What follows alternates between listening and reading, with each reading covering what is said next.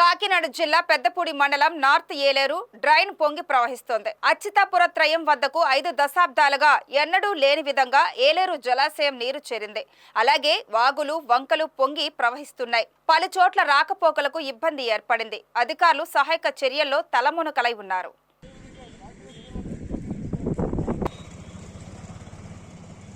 ఈ సందర్భంగా పెద్దపూడి తహసీల్దార్ సీతాపతిరావు మీడియాతో మాట్లాడుతూ గత 3 రోజులుగా కురుస్తున్న వర్షాలకు చెరువులు నిండిపోయి వాగులు పొంగి ప్రవహిస్తున్నాయని తెలిపారు. నీటి ప్రవాహం పెరిగితే 2 జగనన్న కాలనీలు మునిగిపోయే ప్రమాదం ఉందని వెల్లడించారు.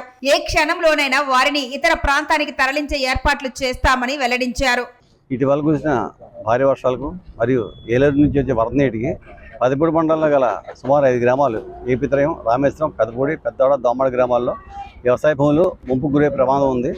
అందునిమిత్తం ఈ ఏపీత్రయం బ్రిడ్జి గల వెస్ట్ ఏలేరు కాలువలో గుర్రపడెక్క బాగా ఎక్కువ ఉండడం వల్ల జిల్లా కలెక్టర్ వారు ఆదేశాల మేరకు మరియు స్థానిక శాసనసభ్యుల యొక్క సూచనల మేరకు ఈ డ్రైనేజ్ డిపార్ట్మెంట్ సహకారంతో ఈ గుర్రపడెక్కను ఈరోజు పూడికి తీర్చడం జరుగుతుంది.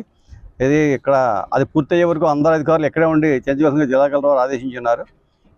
అది కాకుండా మరియు ఒకవేళ ఏలేరు డ్రైన్ నుంచి ఎక్కువ భారీ స్థాయిలో నీరు వస్తే కనుక మాకు రామేశ్వరం, ఏపీత్రయాల్లోకి జగనన్న కాలనీ మునిగిపోయే ప్రమాదం ఉంది. కాబట్టి వారిని పునరావాస శిబిరాలు తరలించగాను ముందస్తుగా ఏర్పాట్లు చేయడం జరిగింది.